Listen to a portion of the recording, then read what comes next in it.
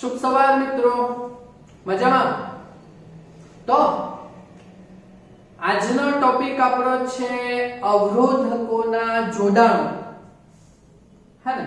એટલે અવરોધો capital R ના બે પ્રકારના જોડાણ આવે, એક શ્રેણી જોડાણ અને બીજું સમાંતર જોડાણ. બરાબર? ઓકે. હવે આ ટોપિક જો પૂછવાનો હોય તો અવરોધોનું શ્રેણી જોડાણ કાં તો 2 માર્ક્સમાં પૂછાય, કાં તો અવરોધોનું સમાંતર જોડાણ એ 2 માર્ક્સમાં પૂછી શકાય. બરાબર? અને ધોરણ 10 માં આ ટોપિક હતો જ તમારી પાસે. બરાબર? પણ તમારે ત્યારે લેવલ થોડુંક અલગ હતું આઈક્યુ નું.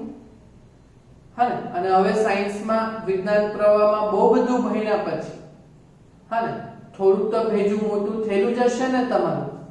હા ને? તો આવું જ સેમ આપણે પ્રકરણ 2 માં કેપેસિટરોના શ્રેણી અને સમાંતર જોયેલું હતું. બરાબર? તો આજે અવરોધકોનું શ્રેણી અને સમાંતર જોડાણ કરશું. તેમાં પરિપથ હતા તે જ, પણ કેપેસિટરની જગ્યાએ અહીંયા અવરોધ આવવાનો. બરાબર? પછી ત્યાં જે ગુજરાતી વાક્ય હતા તે જ, પણ એમાં બી કેપેસિટરની જગ્યાએ અવરોધ આવવાનો. હા ને? અને કઈ કે તો કઈ ભારી નથી, બસ તમારે તમારું લોજિક લગાવવાનું છે. બરાબર? ને ઓહમના નિયમથી સોલ્વ થશે. અને તમને ઓહમનો નિયમ તો આવડે જ ને. શું છે? V બરાબર I R, V બરાબર I R. ઓકે, ચાલો તો સ્ટાર્ટ કરીએ અવરોધકોના જોડાણ. તો પહેલા અવરોધકોનું શ્રેણી જોડાણ માટે સમતુલ્ય અવરોધનું સૂત્ર. બરાબર? 2 અવરોધકો માટે હોય તો 2 અવરોધ લેવાના, 3 અવરોધકો લો, 4 અવરોધકો લો, તમે જેટલા પણ લેવો એટલા ચાલશે. બરાબર? ઓકે. તો અવરોધકોના શ્રેણી જોડાણ માટે સમતુલ્ય અવરોધ. હવે અવરોધનો સિમ્બોલ આપણે કેપેસિટરમાં કેવી રીતના આપેલો? તો 2 સરખી પ્લેટ હતી આવી રીતે. હા ને? તો અવરોધ માટેનો સિમ્બોલ એમ આપણે ઝિગઝેગ આપીએ. બરાબર? તો આપણે 3 અવરોધો લીધા અને શ્રેણી માટે ને તો શ્રેણી એટલે એક જ લાઈનમાં મૂકી દીધા. જો R1, R2 અને R3. બરાબર? અને એમના મુક્ત છે આપણે V વોલ્ટ ની બેટરી એટલે કે V વોલ્ટ જેટલું વિદ્યુત સ્થિતિમાન લાગુ પાડ્યું. બોલો, સમજ પડી કે ની શ્રેણી જોડાણ તમને આવડે કે નહીં? આવડે જ છે ને. તો આ પરિપથ ઉપરથી પહેલું વાક્ય કે દર્શાવેલ પરિપથમાં 3 અવરોધકો R1, R2 અને R3 V વોલ્ટના ઉદ્ગમ સ્થાન સાથે, V જેટલા વિદ્યુત સ્થિતિમાનના ઉદ્ગમ સાથે શ્રેણીમાં જોડેલ છે. સમજ પડી? પહેલું વાક્ય પૂરું. બરાબર? હવે જે બીજો પોઈન્ટ છે ને તે મેઈન છે. તે જ મેઈન આપણો કોન્સેપ્ટ ઉપર આવવાનું છે. બરાબર?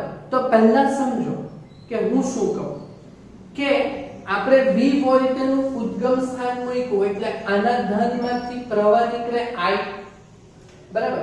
તો આ જે પેલો પ્રવાહ I નીકળ્યો તે આ અવરોધમાંથી I જેટલો જ જશે, આ અવરોધમાંથી I જેટલો જ જશે અને આ અવરોધમાંથી I જેટલો જ જશે. એટલે ત્રણેય અવરોધોમાંથી પ્રવાહ તો સમાન ગયો, શ્રેણી છે એટલે દેખાય છે ને, એકદમ સિમ્પલ છે ને. હા ને?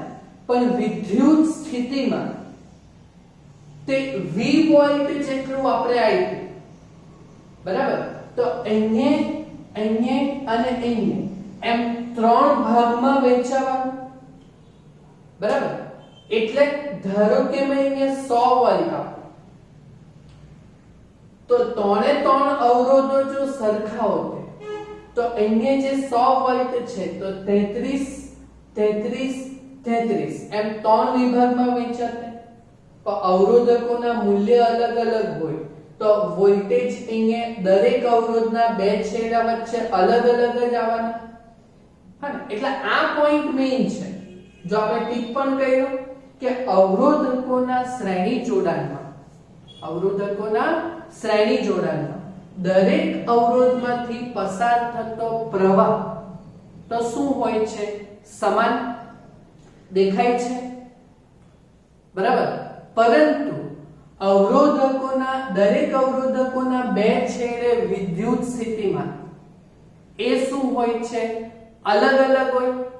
આપણે ઓહમના નિયમથી કરવાનું છે. ઓહમના નિયમમાં ત્રણ રાશિ V, I અને R. R નું તો આપણે સૂત્ર મેળવવાનું છે એટલે V અને I ની જ વાત કરી.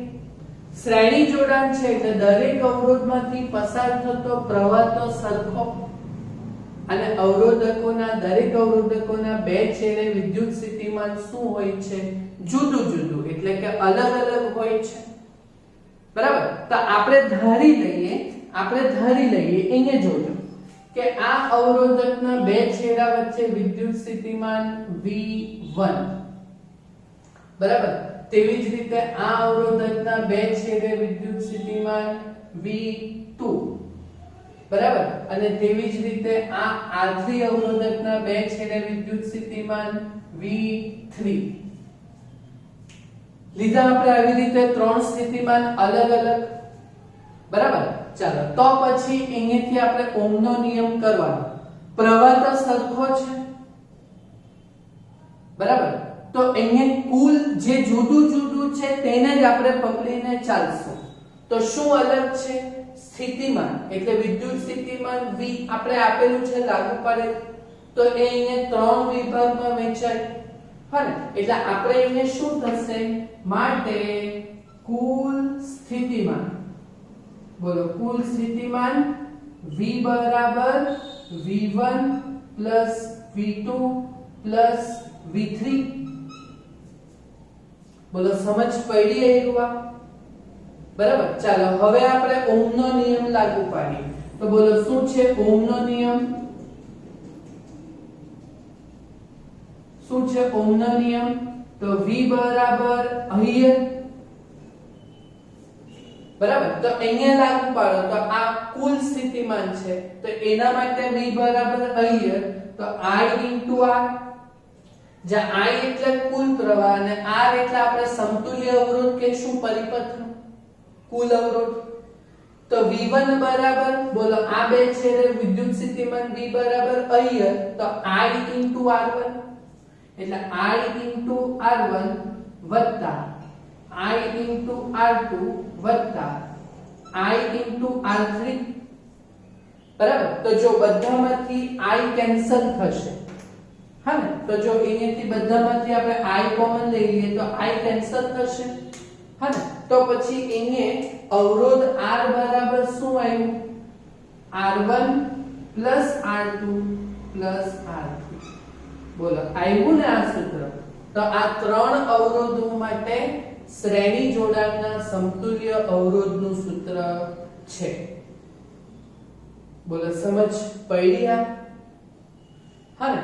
હવે ધારો કે સ્મોલ n જેટલા અવરોધો જો શ્રેણીમાં જોડેલા હોય, કેટલા સ્મોલ n જેટલા અવરોધો શ્રેણીમાં જોડેલ હોય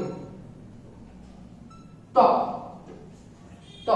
આપણો પરિપથનો સમતુલ્ય અવરોધ, તો બોલો પરિપથના સમતુલ્ય અવરોધ કેટલો થશે? તો R બરાબર R1 R2 R3 આવી રીતે n સુધી જશે એટલે Rn થશે. બોલો, ક્લિયર? આટલી થિયરી થઈ આપણી કેટલા માર્ક્સમાં? 2 માર્ક્સમાં. કેટલા માર્ક્સમાં થઈ? 2 માર્ક્સમાં. ક્લિયર? આવડશે? આગળ વધીએ? પાક્કું ને? ઓકે. હવે એક વસ્તુ સમજજો, હા ને. તેને આપણે અહીંયા નોંધ લઈ. ચાલો એ નોંધ અહીંયા લઈ લઈએ, હા ને. આપણને દાખલા અને એમસીક્યુ માં એક વસ્તુ નોંધમાં કામ લાગશે. હા, વેઇટ. ઓકે, તો આ થિયરીમાં નહીં આવશે, એક નોંધ છે તે દાખલા માટે બરાબર સમજો. હા ને, કે સમાન અવરોધ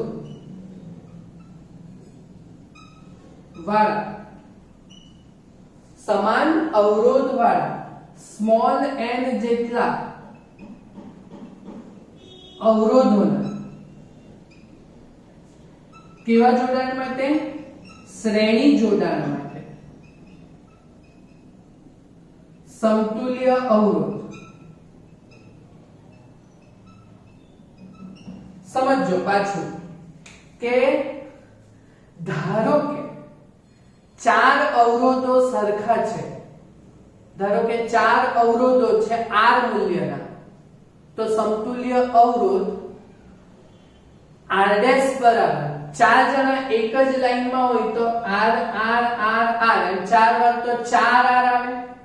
તો 4 એ શું છે? અવરોધોની સંખ્યા છે.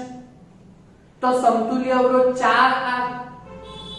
ધારો કે 10 અવરોધો છે સમાન મૂલ્યના, તો r r 10 વાર તો 10r થશે સમતુલ્ય અવરોધ. બરાબર. તો અહીંયા જો સ્મોલ n જેટલા હોય ને બધા અવરોધોના મૂલ્ય સરખા હોય, બરાબર, તો પછી આપણો જવાબ r r r એમ 10 વાર એટલે 10r. તો એવી રીતે n જેટલા હોય તો n r થાય. બરાબર. તો સમતુલ્ય અવરોધ કેટલો બનશે? Small n r. બરાબર બને?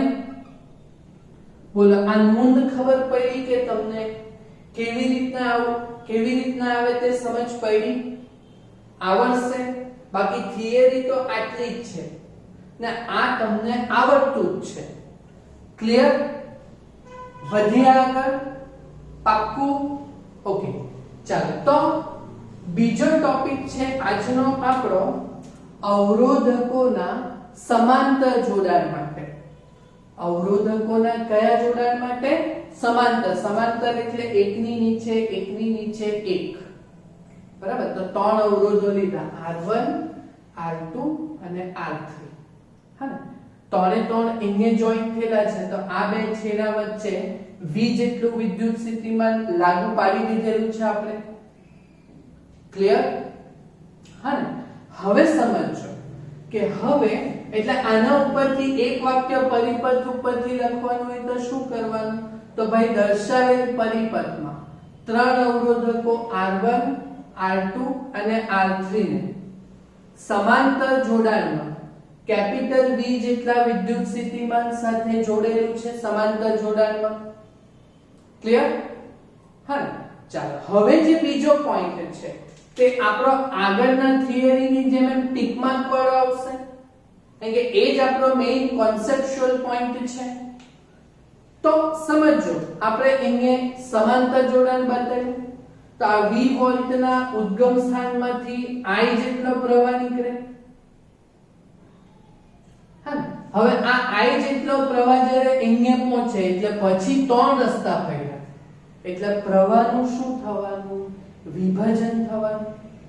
બરાબર. તો ધારો કે આ જે I પ્રવાહ છે તેનું વિભાજન થશે. તો ધારો કે પહેલા અવરોધમાંથી I1, બીજા અવરોધમાંથી I2 અને ત્રીજા અવરોધમાંથી I3 જેટલો પ્રવાહ પસાર થયો. બરાબર. અને આ જ પ્રવાહ પાછો ભેગો થઈને પાછો કુલ પ્રવાહ I આવી જશે. બોલો, ક્લિયર? હા ને, પણ મેઈન વસ્તુ કેવું કે સમાંતર જોડાણ છે એટલે વિદ્યુત સ્થિતિમાન જો જે V લાગુ પાડ્યું તે જ અહીંયા R1, તે જ અહીંયા R2 અને તે જ અહીંયા R3 ને બે છેડા વચ્ચે લાગ્યું. એટલે સ્થિતિમાન તો સમાન જ રહેવાનું દરેક અવરોધકોના બે છેડા વચ્ચે. હા ને, તો જો અહીંયા શું લખ્યું? અવરોધકોના ત્યાં શ્રેણી, તો અહીંયા સમાંતર જોડાણમાં દરેક અવરોધકમાંથી પસાર થતો પ્રવાહ અલગ જુદો હોય છે, પરંતુ દરેક અવરોધકના બે છેડ વિદ્યુત સ્થિતિમાન શું હોય છે? સમાન. બરાબર. તો હવે અહીંયા જે અલગ અલગ હતું તેનો જ સરવાળો કર્યો. અહીંયા જુદું જુદું અલગ અલગ શું છે? પ્રવાહ. તો આપણો કુલ પ્રવાહ કેટલો છે? I. એના કેટલા વિભાજન થયા? 3. બરાબર. ચાલો તો આ વસ્તુને આપણે સોલ્વ કરીએ. માટે કુલ પ્રવાહ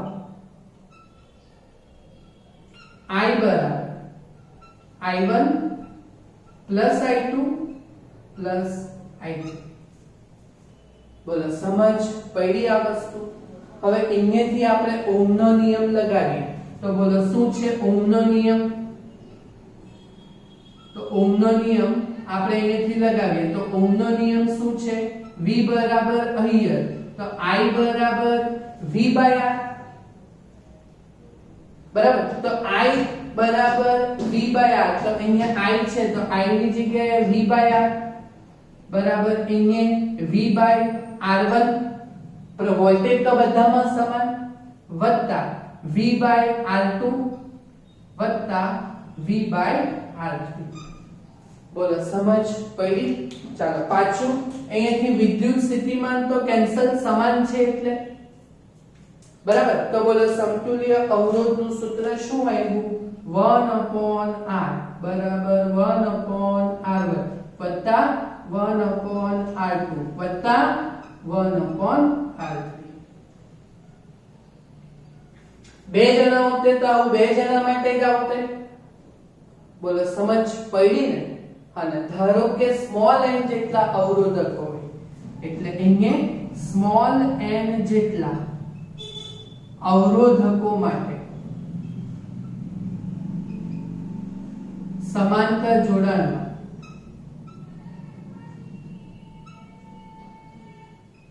સમતુલ્ય અવરોધ. તો સમતુલ્ય અવરોધ ઓકે. તો સમતુલ્ય અવરોધ 1/R બરાબર 1/R1 વત્તા 1/R2 વત્તા અવકાશ સુધી ચાલશે n સુધી એટલે 1/Rn સુધી આવશે.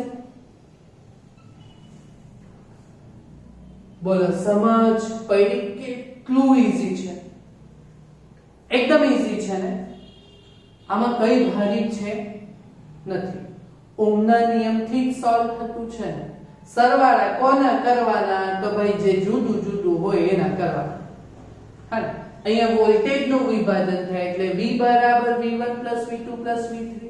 અહીંયા પ્રવાહનું વિભાજન થાય એટલે I બરાબર I1 I2 I3. બાકી છે તો બંનેના સેમ જ ટોપિક ને. બરાબર. શ્રેણી જોડાણમાં બધા એક જ લાઈનમાં હોય એટલે બધાના સરવાળા. તો સમાંતર જોડાણમાં એકની નીચે એકની નીચે એકની નીચે એક હોય એટલે એકની નીચે એક વાળા બધા સરવાળા. ક્લિયર? કેપેસિટર કરતા આ ઉલટું છે.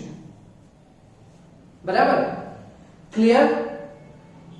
આ થિયરી પતી ગઈ? ઓકે. હવે આવી જ વસ્તુ જે અહીંયા નોંધ કરાવી ને, બરાબર, તો અહીંયા બીજી નોંધ. ઓકે. તો એ થિયરીમાં નથી આવવાની. હા, તો આ નોંધ સમજી લો. એક્ઝામમાં ના લખતા આ નોંધ. બરાબર? હા. તો સમાન અવરોધ વાળા સ્મોલ n જેટલા અવરોધ હોય, હા ને, એટલે પાછું આના જેવું કે સમાન અવરોધ વાળા સ્મોલ n જેટલા અવરોધકોના કયા જોડાણ માટે? આપણે કયું જોડાણ જોયું? સમાંતર જોડાણ. તો સમાંતર જોડાણ માટે સમતુલ્ય અવરોધ. તો એ સમતુલ્ય અવરોધ R' બરાબર, હા ને, એ સમજો કે એ કેટલું થાય. તો જો આમાં સરવાળા થાય એટલે મહત્તમ મળે. એટલે અવરોધ R ના n ઘણો મળ્યો.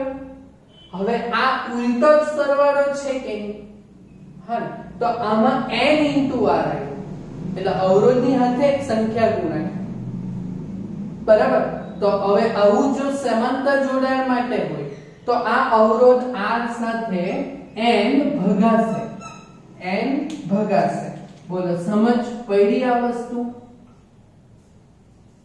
સમજ પડી ને આને સમજાવવાનું હોય તો કેવી રીતના સમજાવાય તો હું શું કહું તે સમજો ધારો કે 5 ઓહ્મ અવરોધના છે 5 ઓહ્મ અવરોધ વાળા બે છે સમાંતર જોડાણમાં તો એના માટે સૂત્ર શું આવે તો 1/r બરાબર 1/5 વત્તા 1/5 એટલે 2/5 તે 1/r તો r બરાબર 5 ભાગ્યા 2 તો બોલો 5 એ અવરોધનું મૂલ્ય છે ને 2 એ અવરોધકોની સંખ્યા છે કે તો બોલો આ છે કે નહીં એના જેવું ક્લિયર આ આપણને એમસીક્યુ ના કોન્સેપ્ટમાં નોંધ કામ લાગશે ક્લિયર સમજ પડી બાકી થિયરી તો તમને આવડવાની છે થશે ને આટલું હા જાતે કરશો ને તો આટલો ટોપિક તમારે જાતે સોલ્વ કરજો